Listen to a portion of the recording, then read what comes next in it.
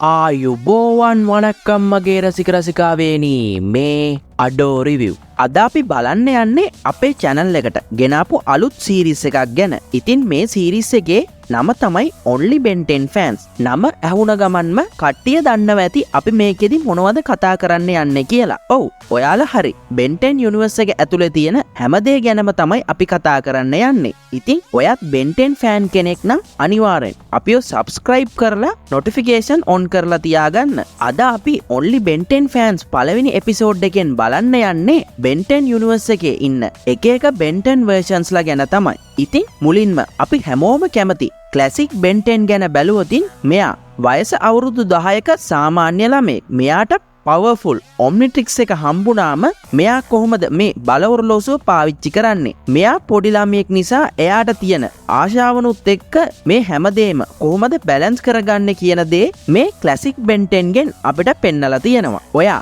Ben 10 කියලා search කරලා බැලුවොත් එන්නේ මේ classic Ben 10 ගේ photos තමයි. ඒ තරමටම මේ Ben iconic. හැබැයි මේ classic Ben ගේ versions කිහිපයක් තියෙනවා. සමහර reboot නිසායි animation style එක වෙනස් නිසායි. ඒත් මම ආසම Ben කිව්වොත් classic series එකේ ආපු Ben ට තමයි. ඊළඟට අපි කතා කරන්න යන්නේ Alien Force එකේ Ben ගැන. මෙයාගේ වයස 15ක් 16ක් අතර ඇති. මෙයා ඉතින් අපේ classic Ben ගෙම teenage. එහෙම නැත්නම් තරුණ අවදිය. මෙයාට ටිකක් වෙනස් Omnitrix එකක් හම්බෙනවා. එයාට මේ Omnitrix එක හම්බෙන්නේ කලින් තිබ්බ Omnitrix එකම මෙයා වයසට ගියත් එක්කම වෙනස් වෙලා තමයි. ඒ බල ඔරලෝසුවට කලින් එකට වඩා බලයක් තියෙනවා වගේම Ben 10 ට තියෙන කුතුහලය නිසාම මේ ඔරලෝසුව ගැන ඉගෙන ගන්න හදනවා. මීට අමතරව Alien Force Ben ටයි Classic Ben ටයි තියෙන සමානතාවයක් ගැන අපේ ඇස්මිත්ම තැනක කියලා තියෙනවා. ඒ මොකක්දන මෙයාලට අවශ්‍ය ඒලියන්ව තෝරද්දී බල ඔරලෝසුවට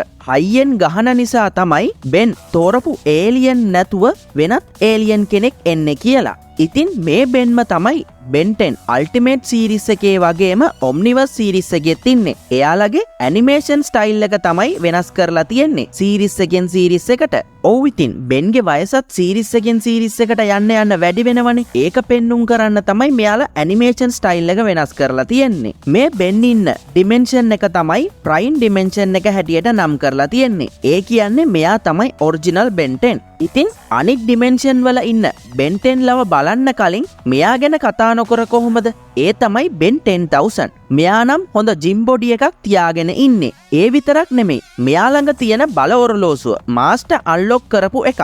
ඒ වගේම මෙයාගේ නම වගේම aliensලත් 10000 ප්‍රමාණයකටත් වඩා මෙයා ළඟ ඉන්නවා. හැබැයි මෙයා එච්චර aliens use කරනවා නම් series වල බලා ගන්න බැරි වුණා. මේ Ben 10 series එකේ අපිට තවත් Ben 10000 කෙනෙක් බලා ගන්න පුළුවන් වුණා. එයාගේ විශේෂත්වය මොකක්ද නම් අනිත් Bensලා aliens කෙනෙක්ව තේරුවම එයාලා alien කෙනෙක් වගේම වෙනවා. ඒත් මෙයා Ben ගේ ස්වරූපයෙන්ම ඉඳලා aliens ලගේ powers ability විතරක් use කරනවා. මම නම් මේ ක්‍රමයට පොඩ්ඩක්වත් කැමති නැහැ. ගොඩක් Ben 10 fansලාත් මේ ක්‍රමයට කැමති නැහැ. මෙතනදී මම ඔයාලට පොඩි දෙයක් කියන්නද? මෙන්න මෙහෙම තමයි ඇත්තටම Ben 10ව හදන්න හිතාගෙන ඉඳලා තියෙන්නේ. ඒත් පස්සේ එහෙම කළොත් පොඩි ළමයිට තේරුම් ගන්න එකක් නැහැ කියලා තමයි aliensලා හැටියටම මාරු වෙන විදිහට කතාව නිර්මාණය කරලා තියෙන්නේ. හොඳ වෙලාවට එහෙම තීරණයක් ගත්තේ. නැත්තම් මම නම් හිතන්නේ අපි මෙච්චර ආසාවෙන් Ben 10 බලයි කියලා. Ben 10000 ලා දෙන්නෙක් විතරක්ම නෙමෙයි. අපිට තවත් ටිකක් වයසින් වැඩි Ben 10000 කෙනෙක්වත් මේ Ben 10 series එක ඇතුලේ බලා ගන්න පුළුවන්. මෙයාගේ විශේෂත්වය තමයි මෙයා අත් දෙකේම බල ඔරලෝසුවක් බැඳගෙන ඉන්නේ. මෙයාට පුළුවන් ඒ බල ඔරලෝසු දෙකම පාවිච්චි කරලා aliens දෙන්නෙක්ගේ powers mix කරලා use කරන්න. මේක නම් සුපිරි බල ඔරලෝසුවක් තමයි. අපි ඊට පස්සේ Ben 10 නොවන Ben කෙනෙක් ගැන බලමුද? ඒ වෙන කවුරුත් නෙමෙයි, Albedo තමයි. මෙයා නම් ඉතින් Ben 10 version එකක් නෙමෙයි, Galvan ගණයට අයත් බුද්ධිමත් alien කෙනෙක්. මෙයා Ben වගේම බල ඔරලෝසුව තියලා ලොකු බලයක් තියෙන කෙනෙක් වෙන්න ඕන කියලා හිතාගෙන එයාටම කියලා බල ඔරලෝසුවක් හදනවා. ඒක Ben ගේ ඔරලෝසුවත් එක්ක සිංක් වෙලා තියෙන නිසා මෙයා Ben බෙන්ගේ හැඩරුවටම මේ බලඔරලෝසුව විසින් මෙයාව පත් කරනවා. ඒකෙන් මේකෙන් අවසානයේදී බලඔරලෝසු දෙක එකට ගැටිලා ඇල්බිඩෝව සුදු කොණ්ඩයක් සහ රතු ඇස් රතු ඇඳුම් ඇති බෙන්ටෙන් කෙනෙක් බවට පත් වෙනවා. එහෙනම් මෙයින් ටයිම්ලයින් එකේ ඉන්න හැම බෙන් කෙනෙක් වගේම අපි බැලුවා. දැන් යන් අනිත් ඩිමෙන්ෂන් වල ඉන්න බෙන්ටෙන්ස්ලව බලන්න. අපි මෙතනදී මුලින්ම බලන්න යන්නේ නෝවොච් බෙන් ගැන තමයි. මෙයාගේ නම වගේම මෙයාට බල ඔරලෝසුවක් නැහැ. කිසිම බලයක් නැතුව සාමාන්‍ය ජීවිතයක් ගත කරන බෙන් කෙනෙක් තමයි මෙයා. ඉතින් මෙයා ගැන කතා කරන්න ලොකුවට දෙයක් නම් නැහැ. ඒත් බෙන්ටෙන් යුනිවර්ස් එකටම වැදගත් කෙනෙක් තමයි මේ නෝවොච් බෙන් කියන්නේ. මොකද මෙයා නැත්තම් බෙන් යුනිවර්ස් එකම නැහැනේ. එපිසෝඩ් එක බලපු අය නම් දන්නවා ඇති. ඒ ඇයි කියලා. ඊට පස්සේ අපි බලමු බෙන් 23 ගැන. මෙයාගේ නම වගේම මෙයා ළඟ ඒලියන්ස්ලත් 23 දෙනෙක් ඉන්නවා. මෙයා ඩිමෙන්ෂන් 23 වල තමයි ඉන්නේ. මේ බෙන්ව දැක්කම නම් ගොඩක් අයට කේන්ති යනවා ඇති. මොකද මෙයා ගොඩක් පණ්ඩිත කෙනෙක්. ඒ වගේම මෙයා ගොඩක් පොහොසත් බිස්නස්මෙන් කෙනෙක්. අපේ ප්‍රයිම් ඩිමෙන්ෂන් එකේ ඉන්න බෙන් හොඳ දේවල් කරනවනේ. ඒත් මේ බෙන් 23 කරන හැම දෙයකින්ම එයාගේ බිස්නස් එක දියුණු කරන්නේ කොහොමද? සල්ලි හම්බ කරන්නේ කොහොමද කියලා තමයි එයා බලාගෙන ඉන්නේ. සුපුරුදු බෙන්ටෙන් නම් යූස් කරන්නේ කොළ පාට තීම් එකක්නේ. හැබැයි මෙයා යූස් කරන්නේ නිල් පාට තීම් එකක්. ඇඳුම් වොච් ඔක්කොම නිල් පාට ඒවා තමා යූස් කරන්නේ. මේ යුනිවර්ස් එකේ හැමෝම වගේ ඉන්නවා. ඒත් ග්‍රෑන්ඩ්පා මැක්ස් ඉන්නේ නැහැ. ග්‍රෑන්ඩ්පා මැක්ස් තමයි අපේ බෙන්ට හොඳ නරක හැමදේම කියලා දීලා හොඳ මගට ගන්නෙ. ඒත් මේ බෙන් 23ට එහෙම කෙනෙක් නැති නිසා පොඩි කාලෙම මෙයාට හම්බුණ ෆේම් එක යූස් කරලා සල්ලි හොයන්න එයාගේ බිස්නස් එක දියුණු කරගන්න තමයි මෙයා බලන්නේ. උදාහරණයක් හැටියට මෙයාට ඒලියන්ස්ලා 50ක් විතර ඉන්නවා. ඒත් මෙයා යූස් කරන්නේ 23යි. මෙයාට අලුත් ඒලියන් කෙනෙක් හම්බෙද්දි පරණ ඒලියන් කෙනෙක්ව එයාගේ ටෙක්නොලොජි එක යූස් කරලා හිර කරලා තියෙනවා. එහෙම කරන්නේ මොකද නම් අනාගතයේ දවසක මේ හිර කරපු ඒලියන් කෙනෙක්ව යූස් කරද්දි ඩිමෑන්ඩ් එක ෆේම් එක වැඩි වෙලා මෙයාගේ සෙල්ස් වැඩි කරගන්න හිතාගෙන තමයි. මෙතනින්ම තේරෙනවනේ එයාගේ බිස්නස් මයින්ඩ් එක මේ මොනවා වුණත් මෙයා ගාව තියෙන ඊගෝ එක නම් වැඩි. බෙන් 23 විල්ගැක්ස් එක්ක සටන් කරලා නැහැ. මෙයාගේ මෙයින් විලන් ඇස්මිත් තමයි. ඇස්මිත් හදන්නේ මේ බෙන් 23ව හොඳ මගට ගන්න. ඒක නොදනම මෙයා එයා එක්කම ෆයිට් කරගෙන ඉන්නවා. මෙයා නරක කෙනෙක් නම් නෙමෙයි. හැබැයි පණ්ඩිතකම තමයි වැඩි. අපි ඊළඟට මෑඩ් බෙන් ගැන බලමු. මෙයා ඔස්ට්‍රේලියා කෙනෙක්. මෙයා ඉන්න වර්ල්ඩ් එක පෝස්ට් ඇපොකලිප්ස් වර්ල්ඩ් එකක්. ඒ කියන්නේ වතුර කෑම ඉන්ධන වලට ගහ මරා ගන්න වර්ල්ඩ් එකක්. සිම්ප්ලි කිව්වනම් මෑඩ් මැක්ස් මූවි එක බලලා ඇතිනේ. අන්න ඒකේ තියෙන වර්ල්ඩ් එක වගේ.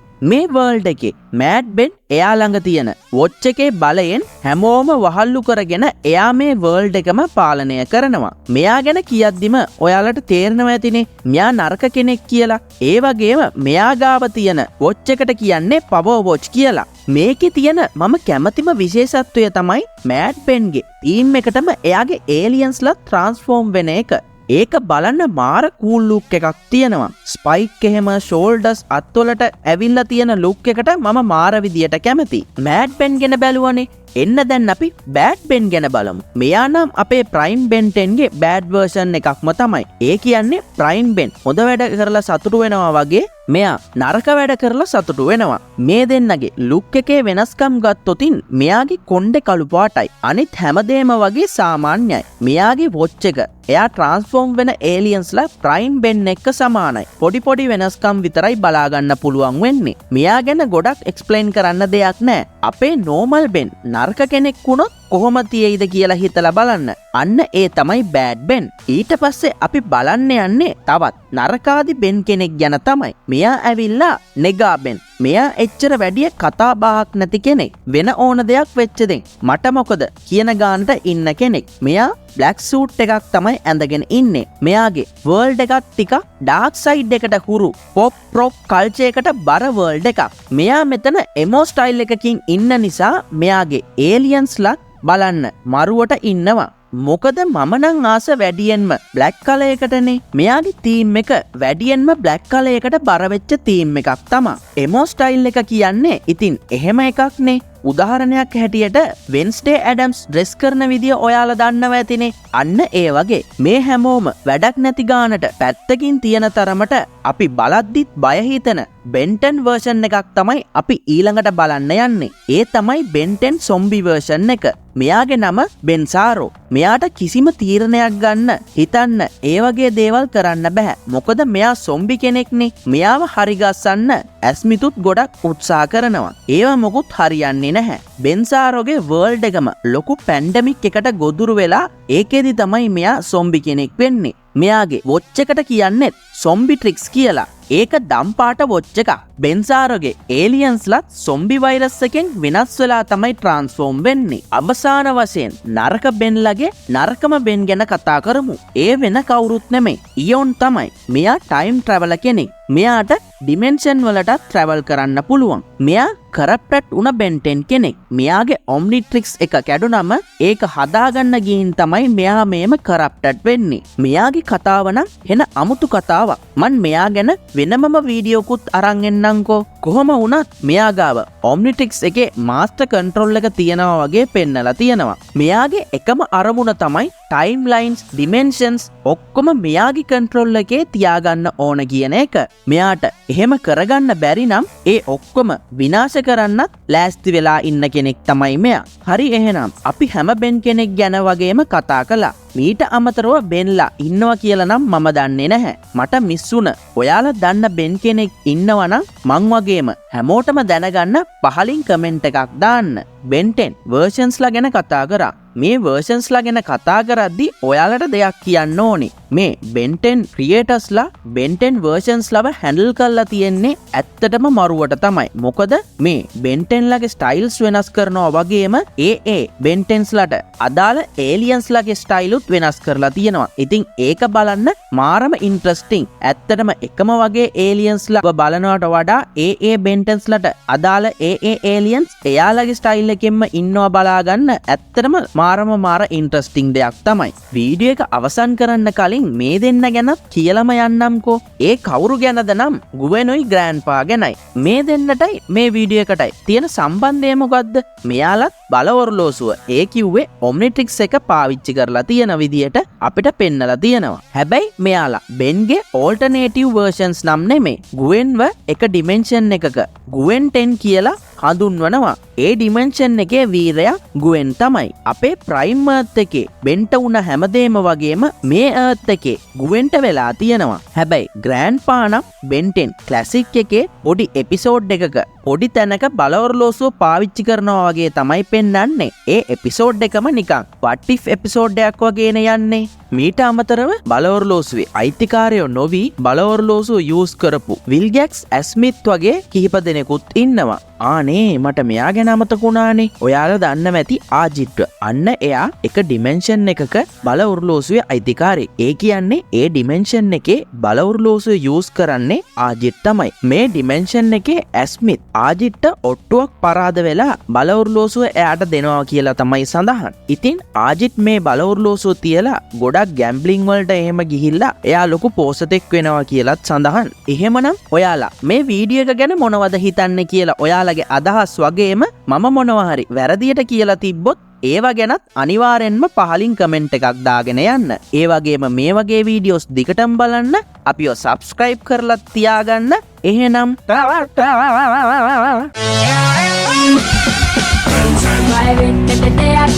හැමතැන යනවා නොතැනී පෙරටම අද ගැනියන ලෝසුවේ බලයෙන් පිටසක් වල රූප